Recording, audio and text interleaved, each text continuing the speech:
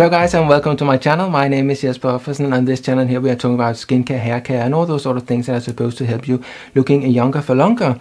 And therefore we are going to talk a little bit about some sunscreens, and we have done that a lot. But I'm always looking at something that does not have these salicylates in them. So something that does not have, for example, homosalate or ethyl-hexysalicylate in them. And therefore the other day when I was out shopping, I saw something from Eucerin. I mean, a lot of their products do have ethyl-hexysalicylate and homosalate in them, but I found this one here, and oftentimes people are talking about that they want something that is greasy or non-greasy, or some people they might have a normal sort of like skin, but still sunscreens can be a really greasy stuff. But there are also people that has very greasy skin in itself, and of course they don't want something that makes it even worse to look at. Therefore, often something like a oil control, and we have this one here, and that is a Eucerin, so it's an oil control, and it's some sort of like a gel. They call it actually dry touch sun gel cream, and it's supposed to be ultra light, and it is unfortunately it's perfumed, and it is a very sort of like strong perfume, I would say. It's called like I think that the average male might not like to wear it too much, and I think it's something that lingers rather a lot. So this is of course something for the body, but usually when you have something that is sort of like a dry touch each, then there is not that much to choose from. So sometimes you will need to take something that is basically meant for the body. But this one here, if you were smearing this all around your body, I think that you would sort of like stink to high heaven so much so that you would not be able to sort of bear it yourself. And there might be people that have already tried this and they're seeing this review and say, well, it doesn't smell that much, but then I think that maybe you're not using enough of it. So we will be trying this one here on my face later.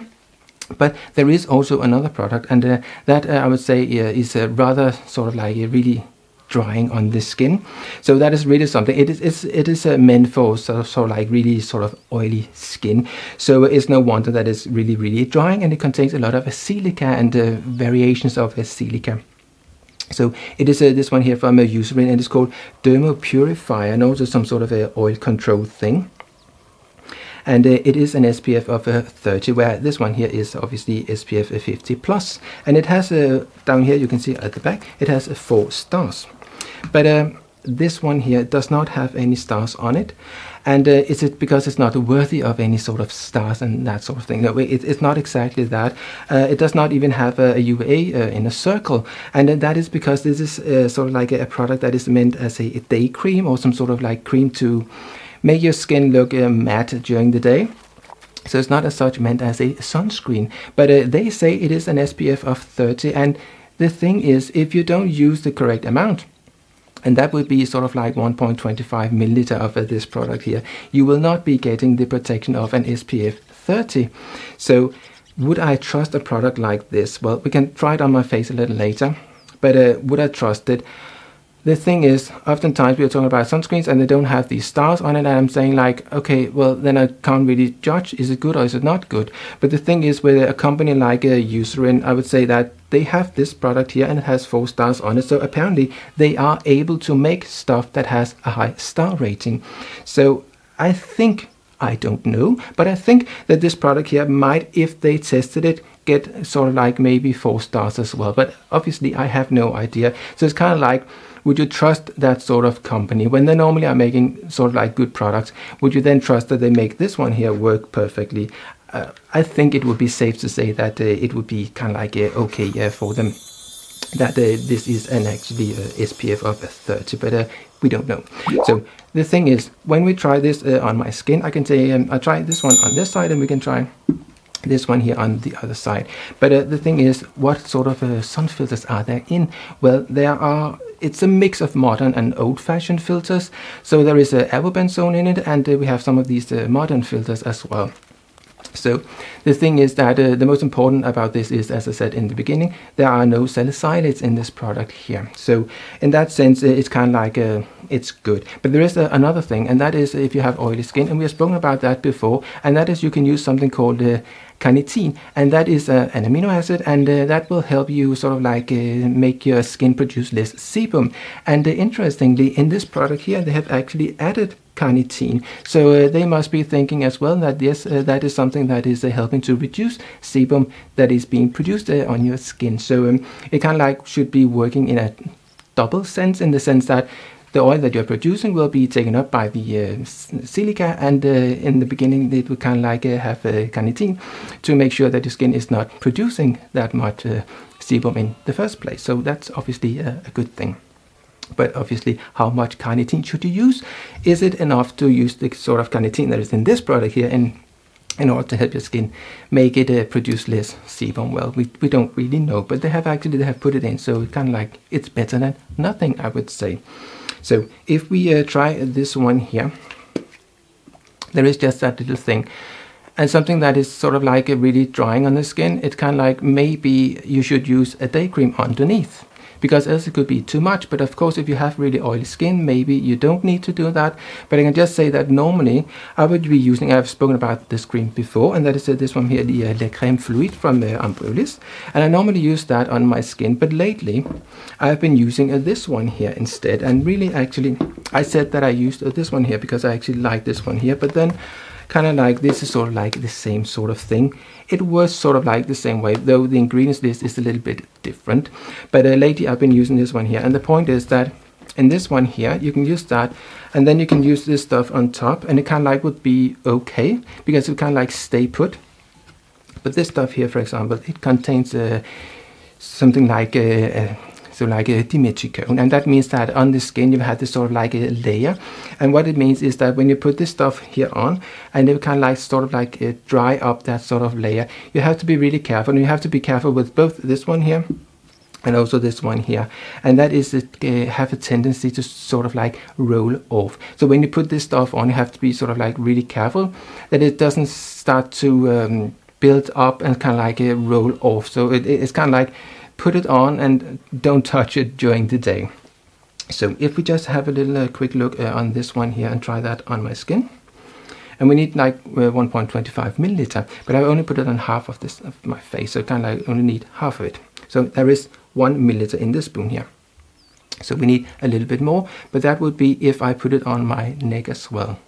So if it kind of like just sort of like, that would kind of like 1.5 pump. And I would say that compared to other products, then this sort of pump, it works okay. Some pumps, they don't work that well, so you can't really kind of like just say, oh, I would just use 2 pumps because, yeah.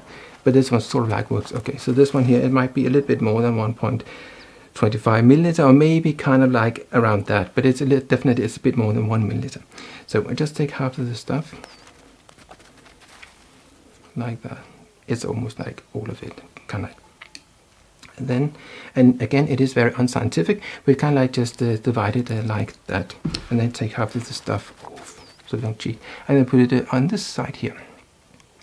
So now I don't have anything on my skin, so it's completely cleaned, and I did it a little while ago. So my face has now sort of like produced a little bit of oil, a little bit of sweat, and that sort of thing. It's actually rather hot in England at the moment. I know it's a lot more warm in other places on the earth at the moment, but here it's like sort of humid and that sort of thing. So now I don't have anything on my skin, but I still have to take all of this stuff in between my fingers as well, like that, and then up on the forehead, and kind of like move it around. I would say this time here, it works a lot better. I have both tried it without having any sort of a cream underneath, and I tried it with the dimethicone cream, and I tried it with the Ampoules cream as well. But now where I am a little bit more sweaty in my face, it's all like it's much easier to work with. And I will say I was out actually exercising the other day with this stuff on here, and I will say even that I was sort of like starting to be sweaty and that sort of thing, then it stayed really sort of like matte and that sort of thing. I was maybe a little bit sweaty on my upper lip, but apart from that, it was kind of like it worked actually rather well, I must say. And there's no perfume in it or anything like that. So in that sense, I would say that it's sort of like, if we can trust that it is actually an SPF 30, I would say it works rather well. But you have to sort of like experiment with what sort of cream you can have underneath. But now it sort of like starts to really dry up, and I can feel that. And that is when I have to be a little bit careful, because if I don't, I'm still a little bit sweaty and a little bit, it moves around okay up here at the moment. but we can do like that, and you can put it over the eyelids, and there's nothing as such that will make it come up as white, but still there is a silica in it, and where silica will collect, it might tend to look a little bit white in a crease line, but it's not something that overall gives a sort of a white look. So now it really starts to dry up, and I think this is the most matte thing I have tried. I have tried one from some sort of a dark spot control thing from Nivea some time ago. I made a review on that one, and that really dried up really nicely as well. But it has this perfume in it, and it has some sort of sunscreens in it that wasn't that good. I remember it had a Salicylate in it, or it was Homocellar, one of those.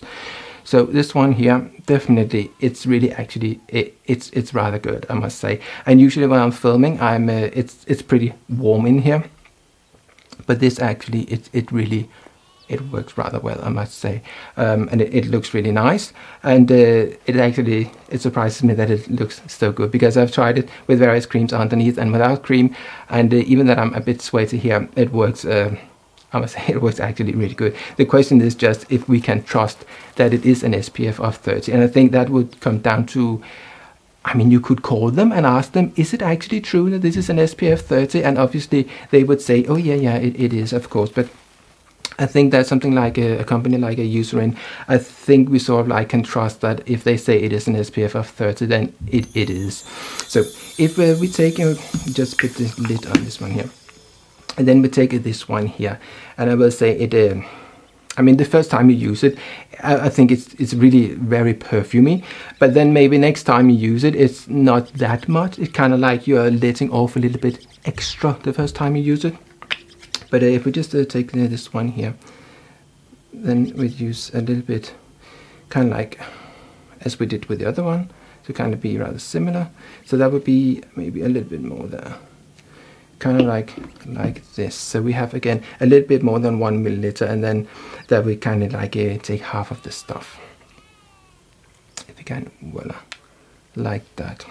So, and again we just divide it, so we get half of the stuff on the other side, sort of like that, maybe like that. Take half the stuff off and put it on the other side. And yes, definitely, it has a sort of like flowery sort of ish scent, where kind of like, it's a sort of like flowery scent, and you can't really find out what sort of flower is it actually, but it's something sweety, melony, something like that, like sweet melon or something like, perhaps.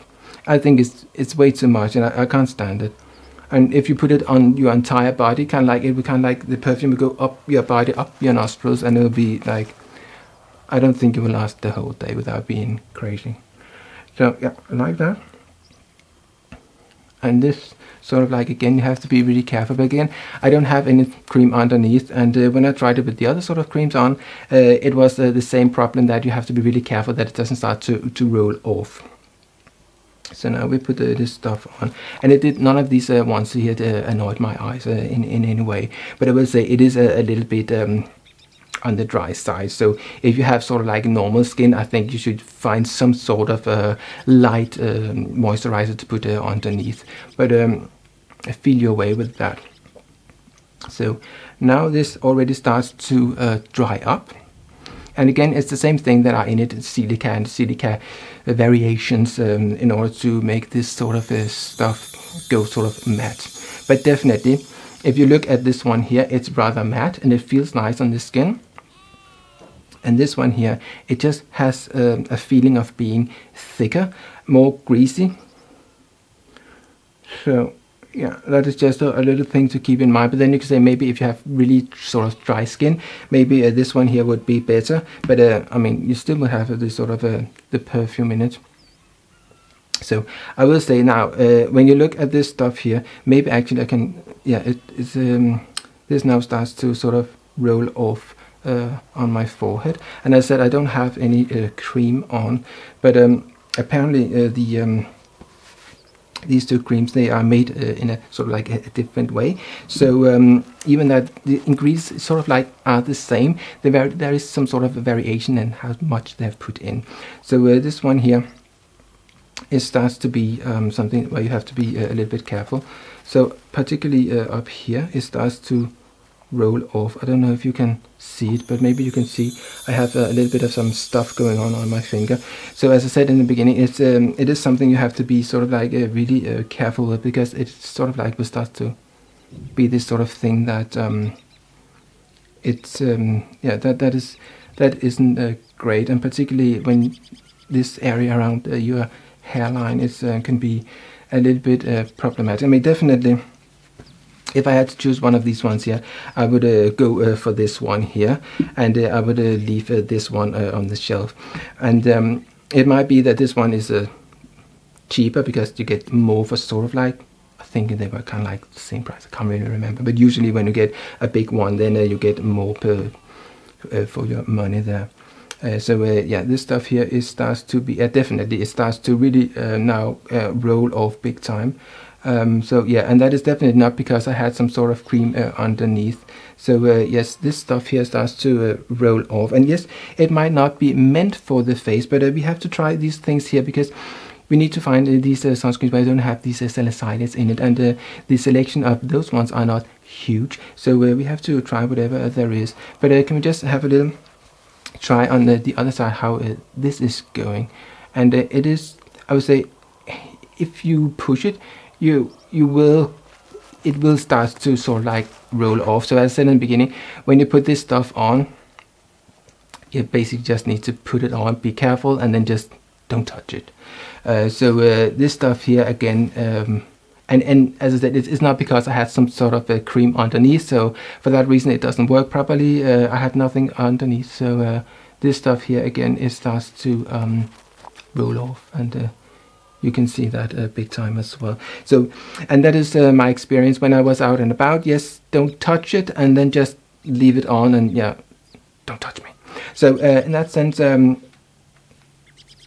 have I been using this stuff here a lot since? No, really, I haven't, because I rather wanted to use the one that I normally use at the moment, and that is one from Riemann P20, and I have made another review on that one, and that is also one of the new ones. So it doesn't contain salicylic acids or things that will turn into salicylic acids, so like homosalate and all these other sort of salicylates. So yes, this one here, it definitely dries up on the skin, totally it does. So there is just that little issue, and that is it starts to roll off, so you have to be really careful with what you do. So yeah, that was my little verdict on this stuff here. So unfortunately I can't, I wouldn't really recommend using it, but it is very drying, and it just rolls off your face again. Not great. So yeah, that was my little verdict on this stuff here. So if you'd like to see more of this sort of videos, please subscribe, hit the bell, and do all the things we do in order to be notified when I upload more of this sort of videos. Thank you for watching. See you. Bye.